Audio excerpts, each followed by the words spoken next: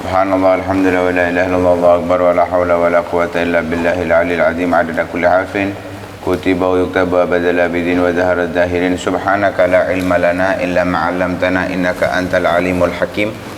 Nawayna ta'alluma wa ta'lima an-naf'a wal intifa' wal mudzakarata wat tadhkir wal ifadata wal istifadah wal hatha 'ala tamassuki bi kitabillahi wa sunnati rasulih wad du'a'i ila al-huda wad dilala 'ala al-khair ibtigha'a wajhillahi mardatihi wa qurbihi wa thawabihi subhanahu wa ta'ala. Yang keempat dari keistimewaan Abu Ubaidah Ibn al-Jarrah radhiyallahu ta'ala anhu, yaitu khaufuhu radhiyallahu anhu minallahi ta'ala, rasa takut yang beliau miliki terhadap Allah subhanahu wa ta'ala. Rawa Ahmad fi musnadihi anna Aba Ubaidah dakhala alaihi insanun wa huwa yabki. Diriwayatkan oleh Imam Ahmad di dalam musnadnya bahwasanya Abu Ubaidah pernah didatangi oleh seseorang. Saat itu Abu Ubaidah dalam keadaan menangis. Jadi tamu datang kepada beliau posisi lagi menangis. Faqala, tamu tersebut tanya kepada Abu Ubaidah, ma yubkika ya Aba Ubaidah, apa yang membuatmu menangis ini apa? Penyebabnya engkau menangis apa? Dijawab oleh beliau, yubkini anna Rasulullah sallallahu alaihi wasallam zakara yauman ma yaftahullahu alal muslimin hatta zakara Syam. Pernah suatu saat Rasulullah ini menyebutkan di suatu hari sebelum umat Islam diberikan kemudahan oleh Allah subhanahu wa ta'ala. Syam belum dikuasai. Lah hal itu yang membuat beliau menangis sampai diceritakan tentang Syam.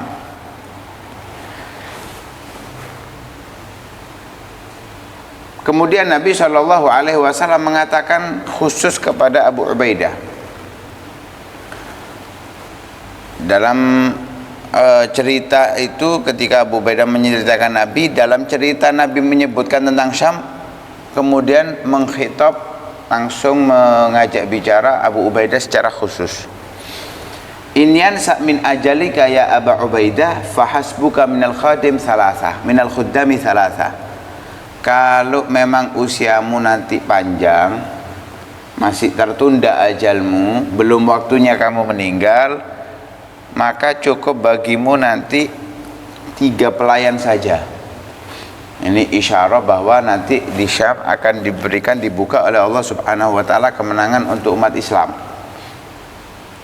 Isyarah dari Nabi SAW. Saat itu kamu tidak memerlukan banyak pelayan yang melayani kamu, yang membantu kamu dalam urusan kepemerintahan dan yang lain sebagainya.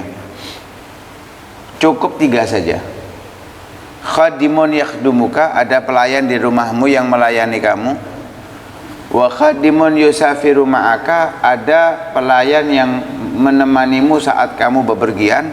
Wa khadimun yakhdumu ahlaka wa yaruddu alaihim, ada satu pelayan yang melayani keluargamu dan yang menjaga keluargamu dari gangguan-gangguan. Wa hasbuka minad dawab salasun, dan cukup juga bagimu kendaraan itu 3 saja. Dabatun lirahlik, satu kendaraan untuk tungganganmu ketika kamu bepergian. Wadabatun li sigalik, satu kendaraan juga untuk barang bawaanmu. Jadi bukan barang bawaan ditumpuk orangnya jadi satu kendaraan. Itu termasuk zalim kepada tunggangannya. Kemudian wadabatun li ghulamik, satu kendaraan lagi, satu tunggangan lagi untuk pelayanmu tadi. Jadi cukup 3.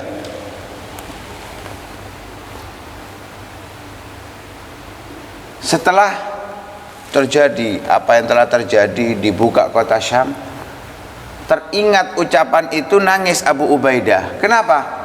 Summa anzuru ila baiti, aku perhatikan rumahku ini qadim tal araqiqon, banyak budak. Rumahku banyak budak. Wa anzuru ila marbati qadim tal akhilan wa dawaban, aku lihat kandang rumahku banyak hewan, banyak kudanya dan banyak tunggangannya. Enggak hanya kuda, ada onta, ada khimar, keledai, macam-macam di situ.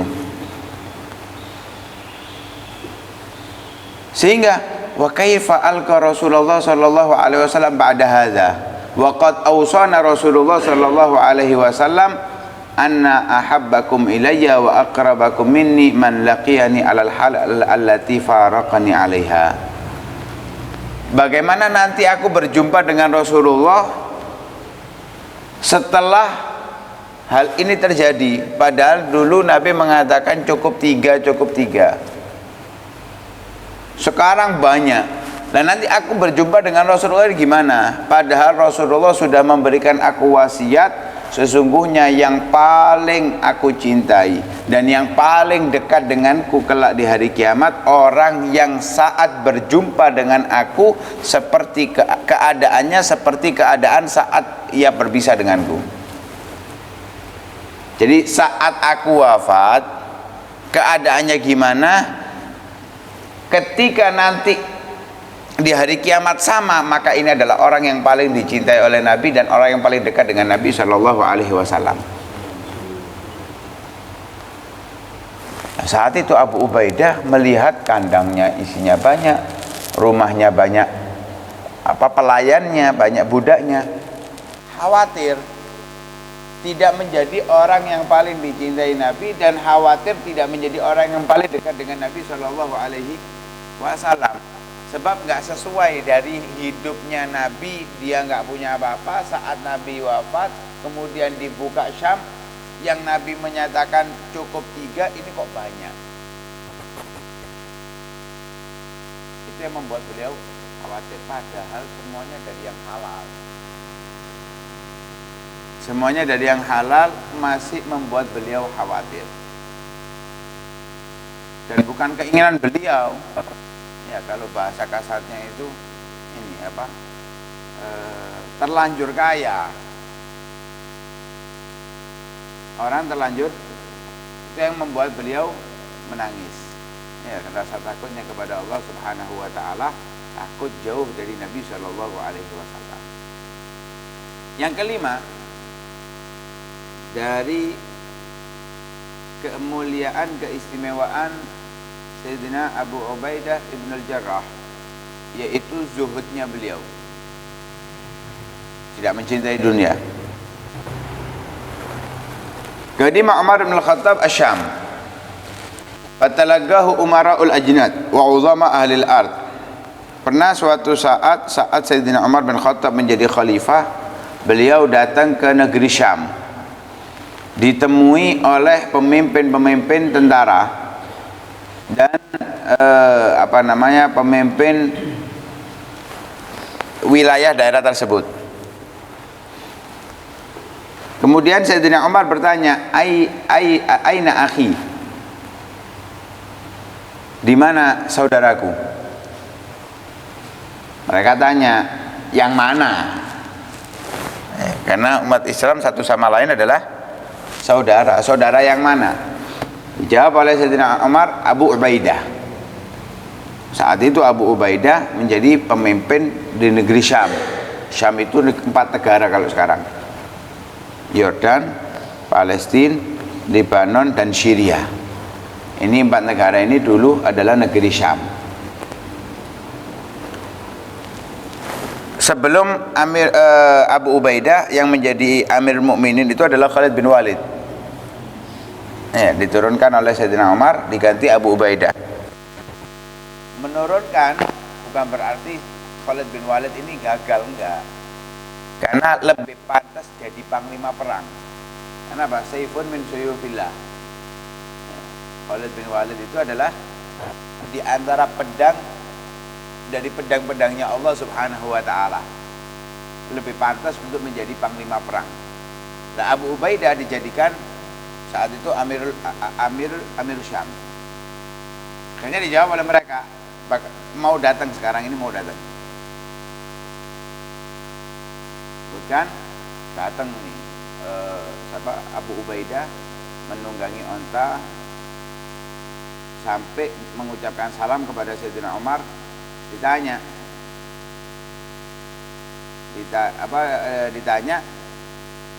oleh Abu Ubaidah, tanya kepada Sayyidina Umar. Kemudian Sayyidina Umar mengatakan kepada orang-orang, insarifu anna, pergilah kalian dari kami, hanya mau berbicara berdua. Fasara ma'ahu hatta ata manzilahu fanazala alaih. Jalan keduanya sampai ke tempat mereka duduk bersama di rumahnya Abu Ubaidah. Sayyidina Umar tidak melihat di rumahnya Sayyidina Abu Ubaidah ini kecuali hanya ada tameng. Coba kamu isi barang gitu, katanya Sayyidina Umar. Katanya Abu Ubaidah, ya Amiral Mukminin, inna hadza sayablughunal maqil, ay yakfina hadza. Wahai Amirul Mukminin, ini sudah cukup kok. Jadi bukan nggak mau beliau, bukan nggak bisa, tapi nggak mau. Wis ini cukup. Itu tanda zuhud. Hidup sederhana. Hidup sederhana, bukan pelit. Artinya rekeningnya banyak, nggak mau ngeluarkan. Bukan juga nggak bisa untuk memilikinya. Kalau nggak bisa memilikinya, itu namanya miskin. Kalau punya tapi nggak mau simpen, itu namanya bakhil. Nah, kalau ini zuhud, bisa nggak mau, bisa nggak mau.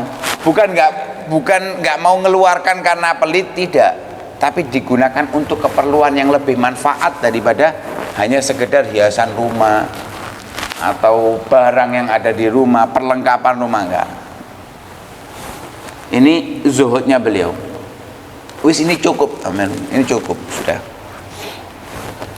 Jadi zuhud nggak tentu fakir, fakir juga nggak tentu zuhud.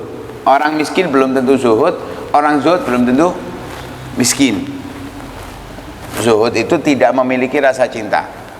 Nah, sedangkan Abu Ubaidah tadi disebutkan bahwa beliau punya banyak, tapi sekarang habis, nggak punya apa-apa. Akhirnya Sayyidina Umar bin Khattab akhadha 400 dinar faja'alaha fi surrah. Sayyidina Umar bin Khattab ini ngambil 400 dinar, ditaruh di kantong gitu, kemudian memerintahkan kepada pelayannya, idhab biha ila Abi Ubaidah bin al-Jarrah thumma antazir fil bait sa'atan hatta tanzura ma yasna. Ini bawa ke rumahnya Abu Ubaidah bin al-Jarrah, kasihkan kepada beliau, tunggu di rumahnya beberapa waktu sampai kamu bisa melihat apa yang akan dilakukan dengan uang itu. Kan nggak tahu Sayyidina Umar kalau Abu Ubaidah ini nggak mau seperti itu karena fakir atau memang karena pelit atau memang karena zuhud. Dipastikan zuhudnya itu dikasih uang 400 dinar, bukan uang kecil. 400 dirham itu sudah besar, ini 400 dinar sangat banyak ya. Kalau MM-an itu masuk enak wis, nggak hanya diomongi, coba kamu isi barang gak dikei duit, bodoh ae. Semeneng ojo kakek ngomong, oleh ngomong kasih ono ini, ya sak duwike kayak ono tadi. Misalnya ngomong, "Sat, itu apa kok gak dipelur, Sat?" Ya gawokno semene, gawokno pasire, celukno tukange, pelur. Aja ngomong tok, ngomong tok akeh. Seperti Sayyidina Umar tanya tapi ngirim 400 dinar. Jadikan ini keperluan untuk keperluanmu. Akhirnya Abu Ubaidah ini manggil pelayannya, ya Jariyah, wahai ta'ali ya Jariyah, sini wahai pelayan, idhabi bihadhihi sab'a ila fulan wa bihadhihi al-khamsa ila fulan, terus ini ambil sebagian 7 dinar ini kasihkan ini, 5 dinar kasihkan ini, langsung dibagi.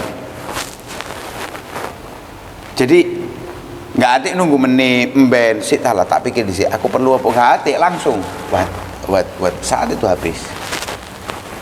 Ini seperti cerita Abdul Qadir bin Ahmad Sgaf Jeddah, kasih 1 koper uang, 1 koper, langsung ngajak Habib Ali Al-Jufri naik mobil keliling, nggak pulang kecuali uang itu sudah habis. Nah, koper loh. Misalnya receh, sak koper itu yo bisa juta. Ya. Nah, kan ini di Saudi, ya paling enggak kan real. Lah sak koper isine sak realan ya iso 1.000 real itu sudah lumayan. Nah, ini sak koper. Enggak pulang kecuali habis. Habis semuanya sudah enggak ada. Abu Ubaidah ini zuhud, nggak mau dunia, jadi datang bukan untuk dirinya langsung. Kan gak ono zaman saiki model kayak ngono ya, sudah sangat langka. Ono sing aku ngono insyaallah kayak pondok pokoknya, kayak pribadi ya menengo cok rame-rame. Marwiyatuhu radhiyallahu anhu man talaqa anhu. Beliau mengambil riwayat dan membagikan riwayat, banyak hadis-hadis yang diriwayatkan oleh beliau, dan diriwayatkan dari beliau oleh Al-Irbad bin Sariyah, kemudian Jabir bin Abdullah, Abu Umamah Al-Bahili, dan Samurah bin Jundab, dan beberapa orang yang lain. Ini di antara mereka adalah sahabat-sahabat Nabi Shallallahu Alaihi Wasallam. Wafatuhu radhiyallahu anhu, beliau wafat tahun 18 Hijriah. Jadi 7 tahun setelah wafatnya Nabi, 18 Hijriah, di dalam kepemimpinan Sayyidina Umar bin Khattab di masa Ta'un. Ta'un itu penyakit wabah yang ada di Amwas, sekarang di Yordania, di negeri Syam.